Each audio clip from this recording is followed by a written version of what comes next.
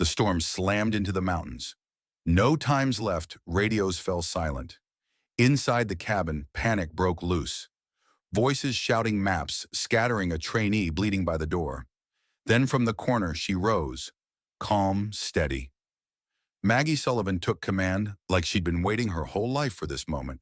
But when the National Guard burst through the door, their commander froze, and before a single word, he raised his hand in a sharp salute. Who was this quiet woman they'd all dismissed as just the tea lady? Maggie Sullivan had learned to live in the quiet. At 63, she moved through her days with the gentle rhythm of someone who had nothing left to prove. Her home, a small two-bedroom craftsman, tucked on a tree-lined street in Tacoma, Washington, was filled with mementos of a life once lived at full throttle, but now softened by time. Photographs of her late husband, Colonel James Sullivan, lined the mantel.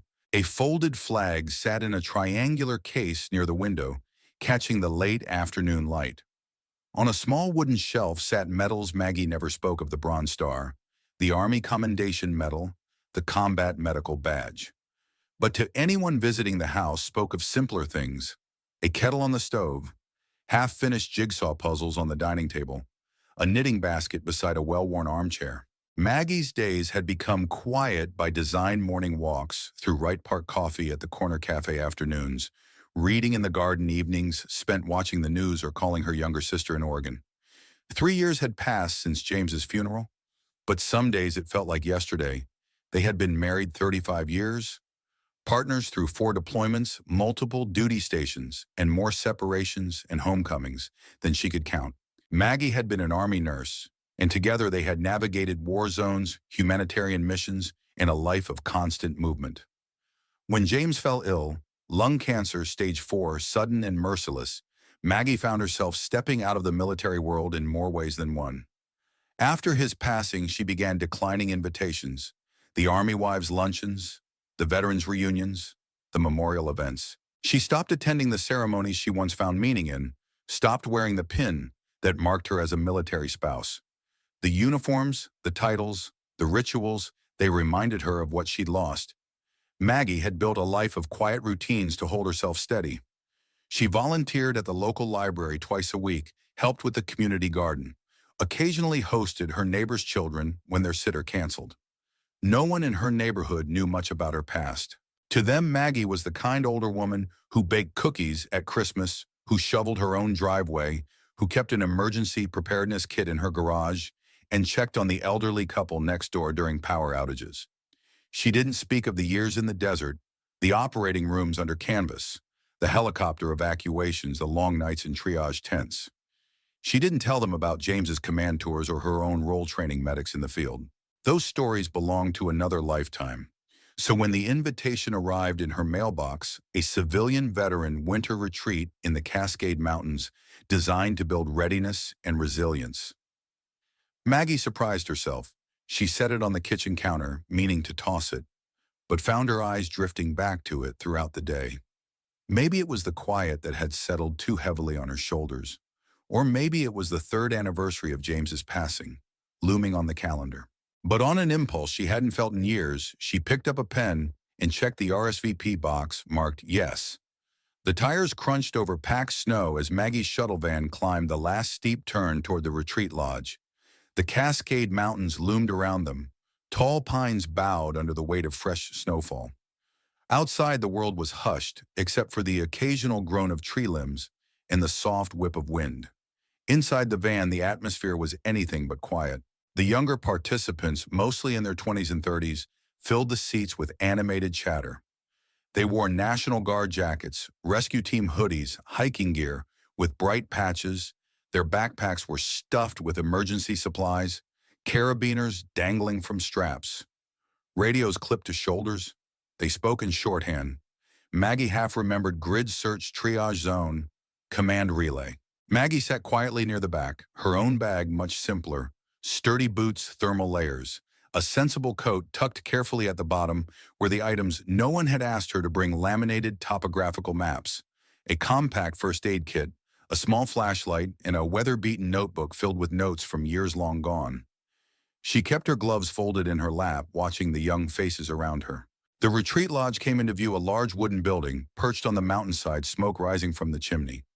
It looked cozy from the outside, almost like a winter postcard, until you remembered that the nearest hospital was 3 hours away, and the nearest town 45 minutes down an icy road. As they piled out of the van, Maggie heard the first whispers. "Who's the lady?" One young man murmured to another, glancing in her direction. "No idea. Probably someone's mom came." The quiet reply. Maggie smiled softly to herself, said nothing, and followed the group inside. The lodge's interior was warm and rustic, with a stone fireplace, long wooden tables, and a wall lined with emergency gear. The lead instructor, Ryan Keller, a muscular former Marine in his late 30s, gathered the participants for orientation. His voice filled the room with authority, laying out the weekend's goals: survival drills, cold weather navigation, medical emergencies, and team-building exercises. Maggie took a seat toward the back, not expecting to be called forward. When they divided into specialty groups, command, medical, technical, her name was never mentioned. After the meeting, a young woman named Amanda approached with a cheerful grin. "Mrs. Sullivan, right? We could really use an extra hand in the kitchen. You okay with that?" Maggie nodded. Of course, someone has to keep the coffee flowing by dinner. She had settled into the background, preparing meals, helping clean up, organizing supplies. The younger trainees bustled around, testing radios, adjusting backpacks, setting up practice stations. They rarely addressed Maggie directly, except with polite requests. "More plates, please. Another pot of coffee, ma'am." It didn't take long for the nicknames to start. "She's the tea lady," one of the guys chuckled. "No, no, the widow, remember." Another whispered, "Colonel's wife or something." Maggie heard them, but she didn't mind. She wiped down counters, folded towels, restocked the first aid cabinet, and listened. She listened to the way they spoke about tactics. She noted the gaps they didn't see, overlooked supply lists, forgotten backup batteries, casual attitudes toward weather reports. No one asked why Maggie knew exactly where to store the flares, or why she refilled the first aid kits with meticulous precision. No one wondered how she kept track of the weather updates, or why she double-checked the generator fuel levels when no one was looking. She kept her focus steady and her words few, because Maggie Sullivan had learned something long ago. People reveal themselves when they think you're not paying attention. And though they called her tea lady, it was Maggie who watched every detail with the quiet vigilance of someone who had been through worse than any of them could imagine. By the second morning at the retreat, the snow had thickened its hold on the mountain. Maggie awoke early as usual, stepping outside before breakfast, with her gloves pulled tight and her breath fogging in the frigid air. The sky was shifting. She tilted her head upward, squinting at the fast-moving clouds. The wind was sharper, slicing sideways across the ridge, and the smell in the air had changed, crisp, metallic, and bitter. Maggie knew that smell.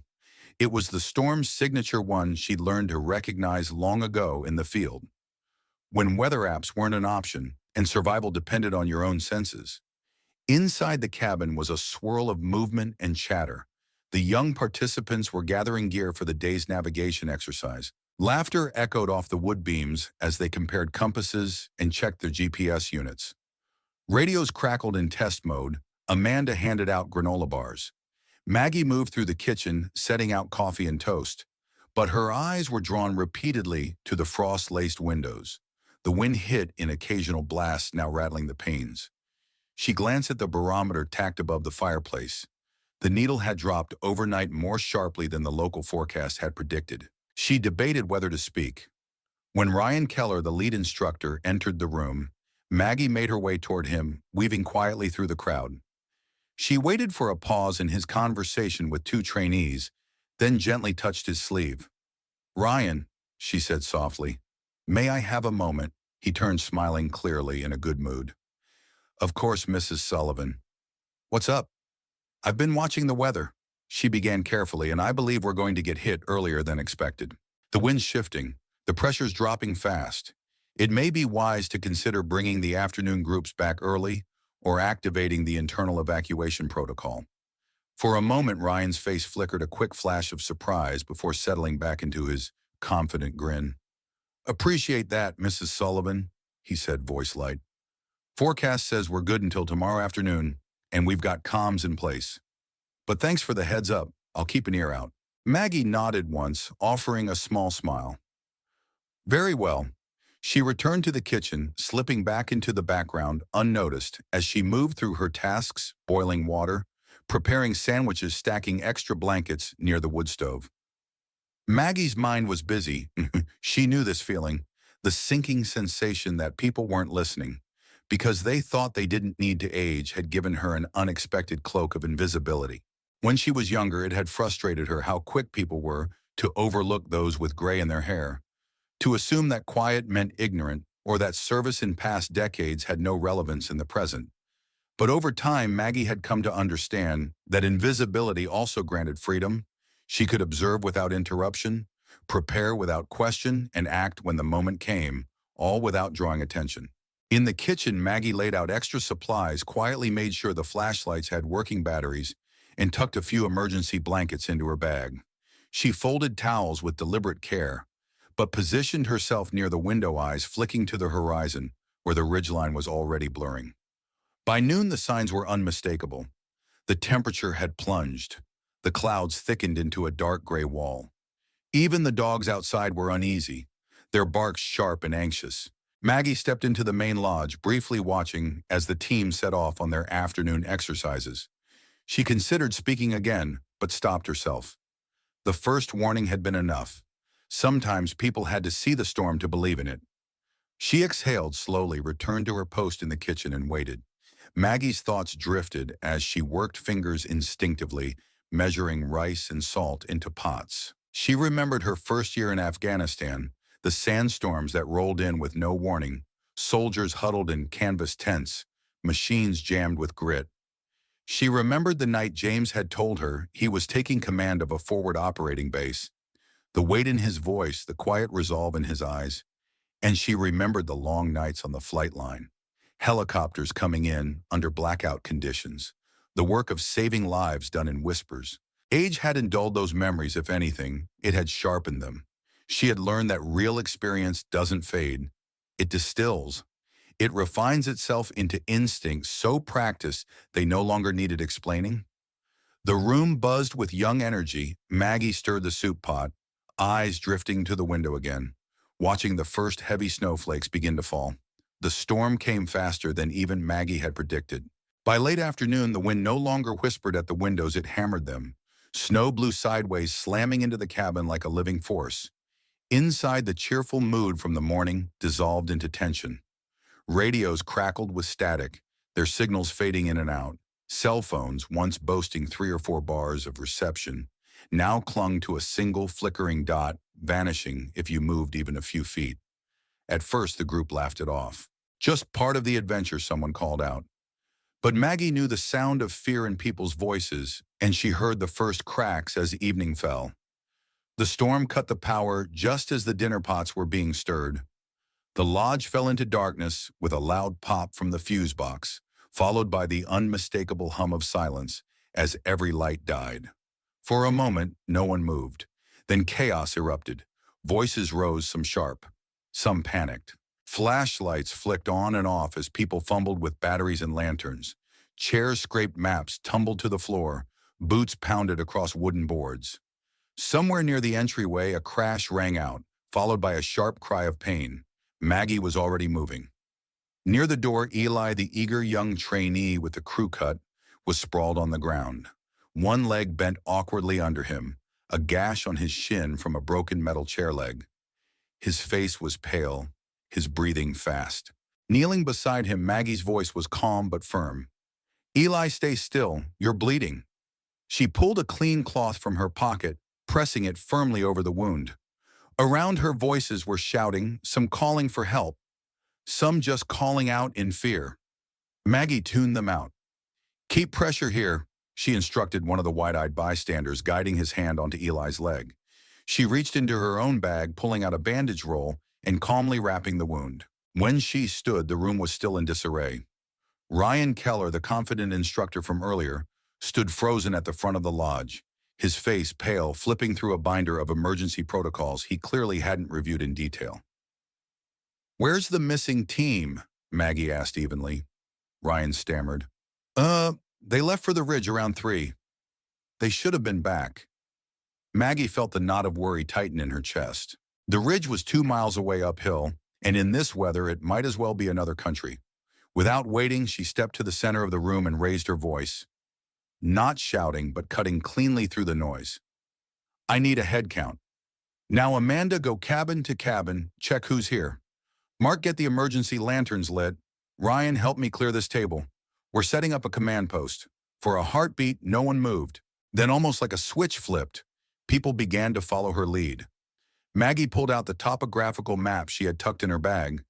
She circled the last known location of the missing team and cross-checked it with wind patterns she'd been watching for 2 days. Her finger tapped a small structure on the northeast ridge.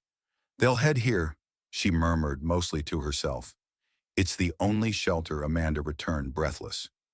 We're missing 2 vans, 14 people total. Maggie nodded sharply. We need a 4-person search team. Double layer your clothes, take emergency beacons, hand crank radios and thermal blankets. Do not separate, check in every 15 minutes. Amanda, you're on comms. Mark prepped the med station. Eli, still on the floor, but more alert now, looked up at her with wide eyes. Mrs. Sullivan, how do you know all this? Maggie offered a small wry smile. Let's just say this isn't my first bad night. Ryan finally found his voice. Mrs. Sullivan, I didn't realize. Not now, Ryan, Maggie said quietly but firmly. We'll have time for that later. Within 20 minutes, the room transformed. Maps lined the table. Lanterns cast steady light, and Maggie moved among the group, assigning roles, checking gear, and offering quiet words of reassurance. Outside, the storm raged on. But inside the lodge, where panic had ruled just an hour earlier, order had been restored not with shouts or force, but with the quiet authority of a woman who had spent her life managing crises.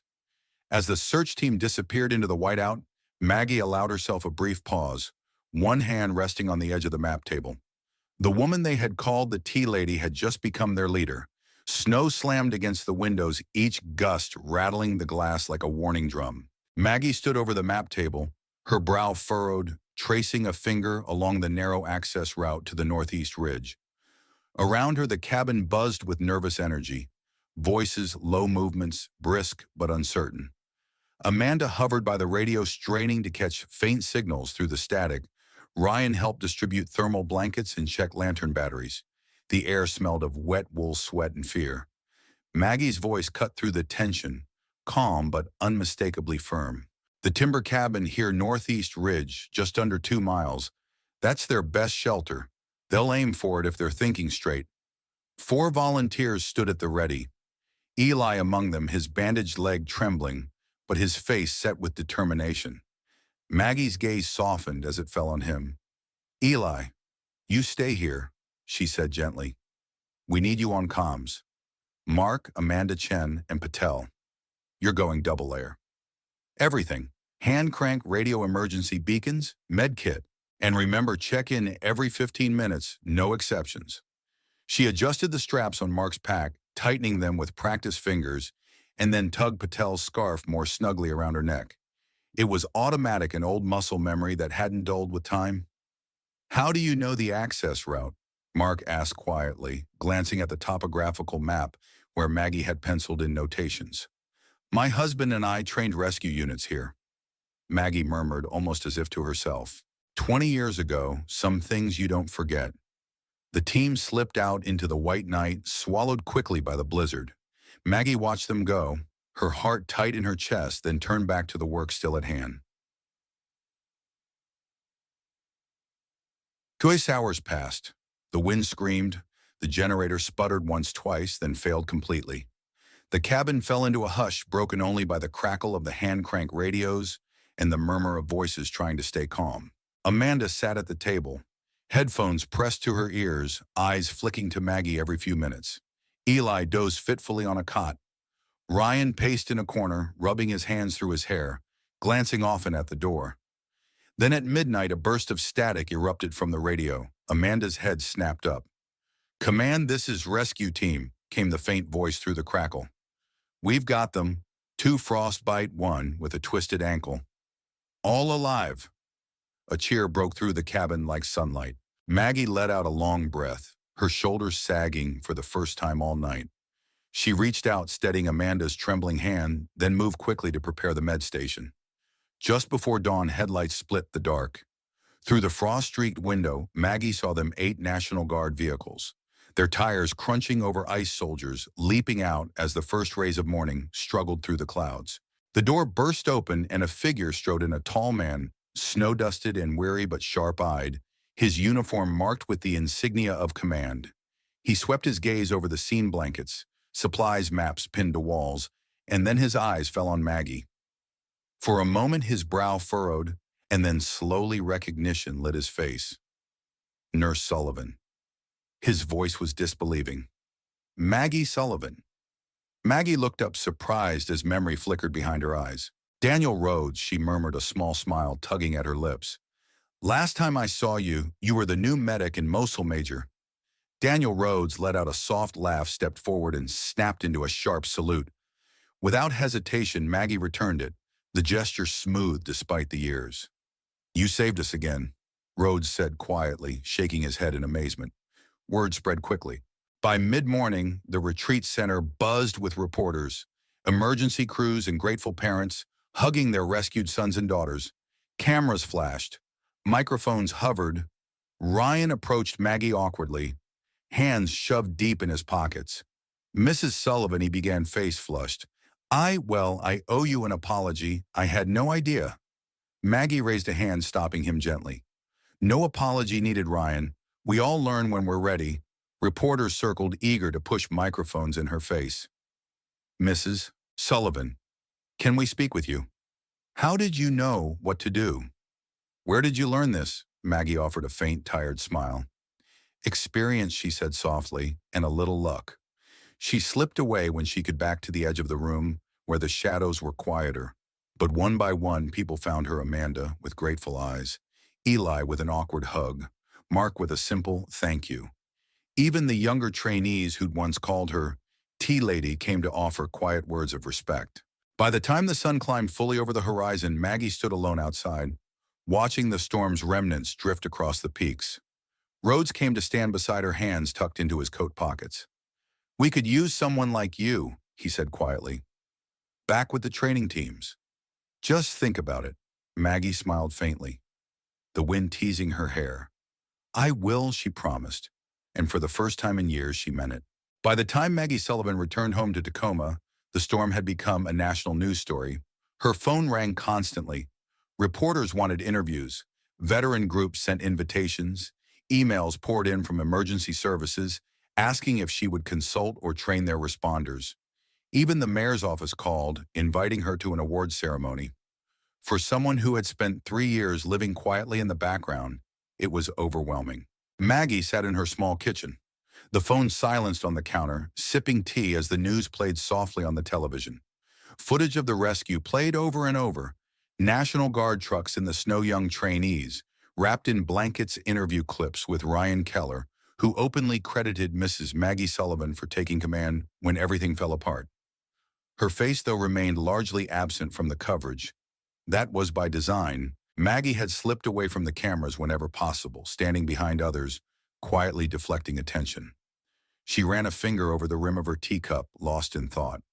James would have known exactly what to say. She smiled softly, imagining him teasing her. See, Mag, all that preparation was worth it after all, and he would have been right. For the first time since his passing, Maggie felt something stir inside her. Something she hadn't felt in years. Purpose. Not just memory or habit or obligation, but the sharp clarity of knowing she still had something to give. In the days that followed, Maggie received a formal invitation from Major Daniel Rhodes. The National Guard wanted her to help lead their mountain rescue training program. The email was careful and respectful, but its message was clear. They wanted her experience, her steady leadership, her quiet authority. Maggie sat with that invitation for a long time, rereading it over and over.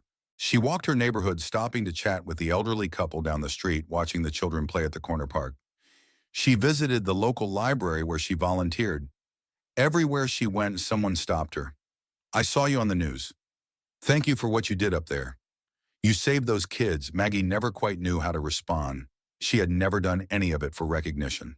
For her, stepping forward had been as natural as breathing, a reflex honed over years, sharpened by hardship, polished by loss.